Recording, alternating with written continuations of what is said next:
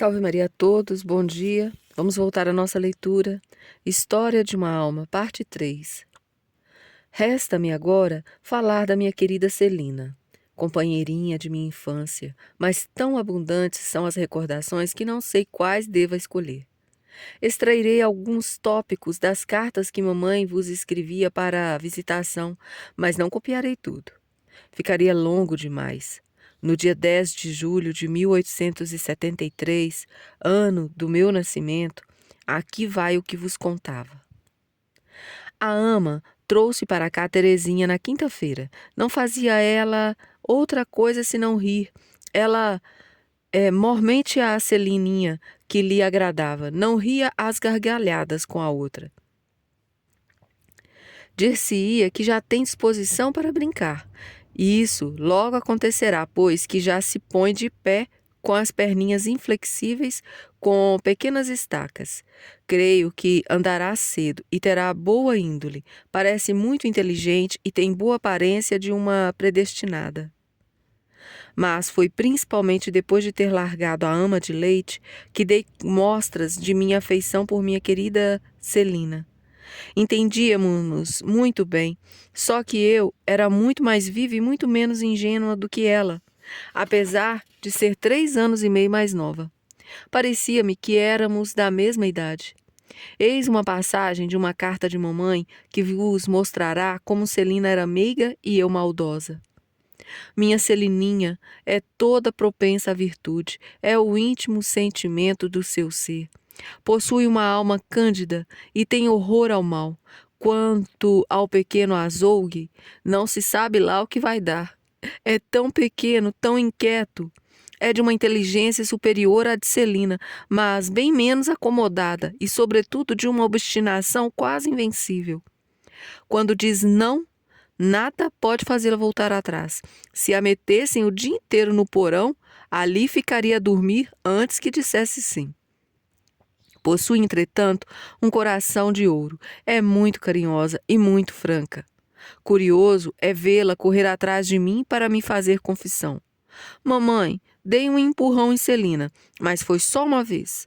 Bati nela uma vez, mas não farei mais. Assim é em tudo o que faz. Quinta-feira à tarde fomos passear ao lado da estação ferroviária. Queria, por toda a lei, entrar na sala de espera para ir buscar Paulina.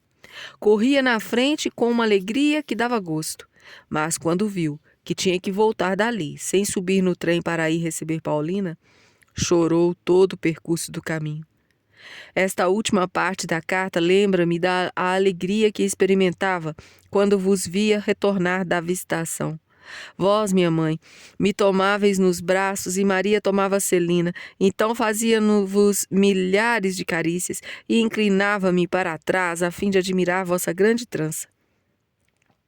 Depois, vós me dáveis uma barra de chocolate que havíeis guardado durante 3 meses. Podeis imaginar que relíquia não era para mim? Lembro-me outro sim, a viagem que fiz a Mans. Era a primeira vez que viajava em estrada de ferro. Que alegria ver-me sozinha em viagem com mamãe. Entretanto, já não sei por que motivo, me pus a chorar e a coitada da mãezinha só pôde apresentar à minha tia de Mans uma feiosa, pequerruja sem graça, toda vermelha das lágrimas que vertera pelo caminho. Não guardei nenhuma recordação do locutório, mas unicamente do momento em que minha tia me entregou um ratinho branco e um cestinho de papel Bristol cheio de bombons, sobre os quais pousavam 2 lindos anéis de açúcar, justamente da grossura do meu dedo. Desde logo exclamei: que bom, teremos um anel para Celina. Mas que lástima! Tomo o meu cesto pela asa, dou a outra mão à mamãe e partimos. Depois de alguns passos, olho para o meu cesto e vejo que meus bombons estavam quase todos espalhados pela rua, como as pedras do pequeno polegar. Olho mais de perto e vejo que um dos preciosos anéis tivera a mesma sorte fatal dos bombons. Já não tinha nada para dar para Celina. Explode então a minha dor. Peço que me deixe voltar, mamãe parece não me dar atenção. Isso era demais. As minhas lágrimas se acrescentaram meus gritos. Não podia compreender que ela não partilhasse da minha tristeza, e com isso crescia sobremaneira minha dor. Retorno agora às cartas em que mamãe vos fala de Celina e de mim. É o melhor recurso que posso empregar para vos dar bem a conhecer meu caráter. Aqui, uma passagem em que meus defeitos sobressaem com violenta explosão. Cá está Celina, que se entretém com a pequerrucha num jogo de cubos. Altercam de vez em quando. Celina cede para granjear uma pérola à sua coroa. Sou obrigada a corrigir o pobre bebê que se entrega a medonhas fúrias. Quando as coisas não correm de acordo com a sua ideia, põe-se a rolar pelo chão como uma desesperada, para crer que tudo está perdido. Momentos há em que vai além das suas forças, a ponto de ficar sufocada. É uma criança bastante nervosa, sendo, todavia, muito engraçadinha e asaz inteligente. Lembra-se de tudo.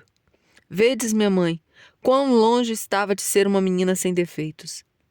De mim não se poderia afirmar que era um anjo quando dormia, porque de noite me agitava mais ainda do que no correr do dia. Deitava fora todas as cobertas e depois, a bom dormir, dava murros contra a guarda de minha caminha. A dor despertava-me e eu então dizia: mamãe, estou atordoada. A coitadinha de minha mãe era obrigada a levantar-se e verificava que tinha efeito contusões na testa, que estava atordoada. Agasalhava-me bem e depois tornava a se deitar. Dali a pouco, porém, começava novamente a sentir-me atordoada, de maneira tão forte que foi necessário arrumar-me a cama. Todas as noites vinha Celininha, atar os inúmeros cordões cuja finalidade era impedir que a buliçosa pequerrucha ficasse atordoada e acordasse mamãe. Com tal recurso, deu bom resultado. Dali por diante, eu era um anjo quando dormia. Havia ainda outro defeito que tinha quando acordada, e do qual mamãe não fala em suas cartas. Era um grande amor próprio. Disso vos darei apenas 2 exemplos a fim de não alongar demais minha narração. Mamãe disse-me um dia: minha Terezinha, se te prontificares a beijar o chão, dar-te-ei um vintém. Para mim, um vintém era uma verdadeira fortuna. Para ganhar, não me era necessário diminuir minha altura, pois meu pequeno porte não constituía grande distância entre mim e o chão. Minha altivez, no entanto, se revoltou com a ideia de beijar o chão. Mantendo-me ereta, disse a mamãe: oh, não, minha mãezinha, prefiro ficar sem um vintém. De outra feita, tínhamos de ir até Grignon, à casa de senhora Monnier. Mamãe falou a Maria que pusesse o lindo vestido azul celeste guarnecido de rendas, mas não me deixasse com os braços nus, para não se queimarem ao sol. Deixei que me vestissem com aquela displicência que deveria ser própria de crianças com a minha idade. Mas, interiormente, pensava que teria ficado muito mais graciosa com meus braços nus. Com uma índole como a minha, se fosse criada por pais carentes de virtude, ou até se fosse como Celina, mimada por Luísa, ter-me-ia tornado bem maldosa e talvez me tivesse perdido. Mas Jesus olhava pela sua noivinha. Quis que tudo redundasse para o bem dela. Seus próprios defeitos, refreados a tempo, serviram-lhe para crescer na perfeição. Tendo amor próprio e também amor do bem, tão logo comecei a pensar seriamente o que fiz desde pequenina. Bastava disserem-me que alguma coisa não ficava bem para que não precisasse ouvi-lo dizer 2 vezes. Nas cartas de mamãe, vejo com satisfação que, na medida que eu ia ficando maior, lhe proporcionava mais consolo. Não tendo em redor de mim senão bons exemplos, era natural que os quisesse seguir. Veja-se o que ela escrevia em 1876. A própria Teresa, que por vezes quer pôr-se a marcar suas práticas religiosas, é uma criança encantadora, sutil como a sombra, muito vivaz, mas seu coração é sensível. Celina e ela querem-se muito, bastam as duas para se entreterem. todos os dias, depois de terem almoçado, Celina vai buscar seu galinho, pega ao mesmo tempo a galinha para Teresa. Por mim, não consigo, mas ela é tão ágil que lhe deita a mão no primeiro bote. Depois vão as duas com as aves sentar-se no canto da lareira, assim que se distraem por muito tempo. Foi Rosinha que me fizera presente da galinha e do galo. Eu tinha dado o galo a Celina. Outro dia, Celina deitara comigo. Teresa deitara na cama de Celina no segundo andar. Tinha estado com Luísa e a trouxesse para baixo, a fim de lhe porem o vestido. Luísa sobe para a buscar. Encontra a cama vazia. Teresa tinha ouvido Celina e descera com ela. Luísa lhe diz: Não queres, pois, descer para te vestires? Oh, não! Pobre de minha Luísa, somos como as duas franguinhas, não podemos separar-nos. Enquanto assim diziam, abraçavam-se e aconchegavam-se uma à outra. Depois, à noite, Luísa, Celina e Leônia foram ao círculo católico e deixaram a pobre Teresa, que bem compreendia ser muito pequena para ir junto. Dizia: se pelo menos quisessem deitar-me na cama de Celina, mas não quiseram. Nada falou e sozinha ficou com sua lamparina. 1/4 de hora. Depois dormia o sono solto. Outro dia, mamãe ainda escreveu: Celina e Teresa são inseparáveis. Não é possível pôr os olhos em duas crianças que se queiram tanto uma à outra. Quando Maria vem buscar Celina para a lição, a coitada da Teresa se desfaz em pranto. Ai, que acontecerá com ela? Sua amiguinha vai deixá-la. Maria fica com dó, leva-a também e a pobre pequerrucha permanece sentada numa cadeira 2 ou 3 horas. Dão-lhe pérolas para enfiar ou um retalho para coser. Tem receio de mexer-se, de vez em quando solta fortes suspiros. Quando a agulha se desenfia, tenta enfiá-la de novo.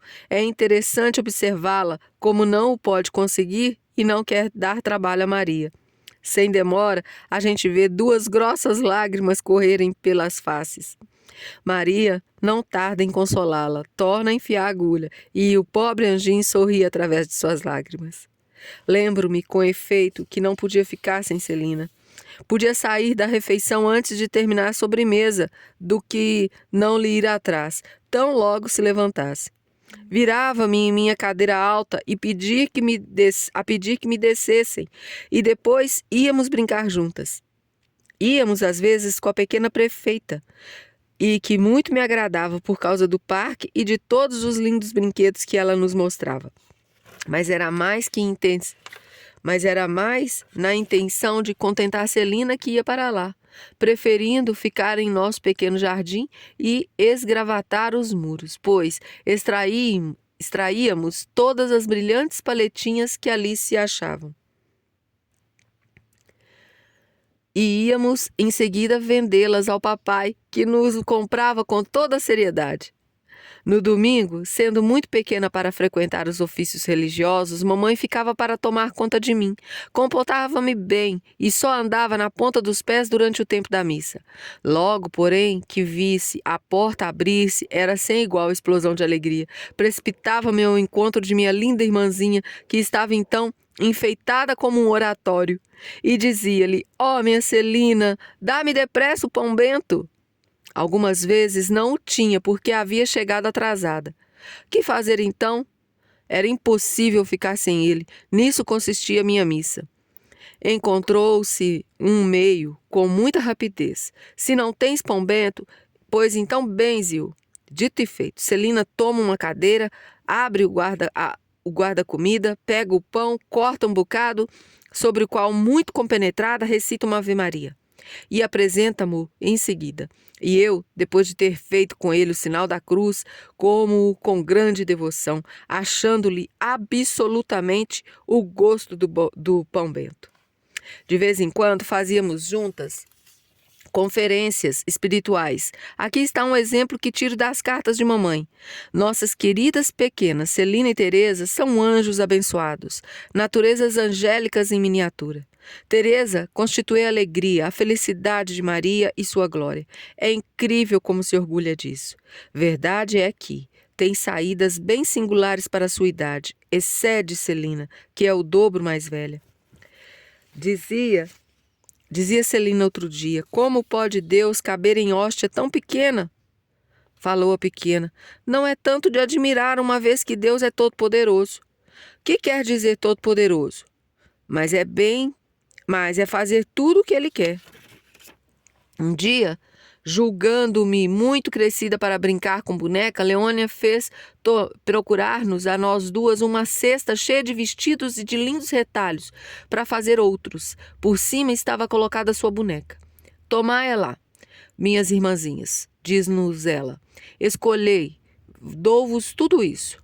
Celina estendeu a mão e tomou um pacotinho de cordões que me agradava. Após um instante de reflexão, estendi a mão por minha vez e declarei: escolho tudo.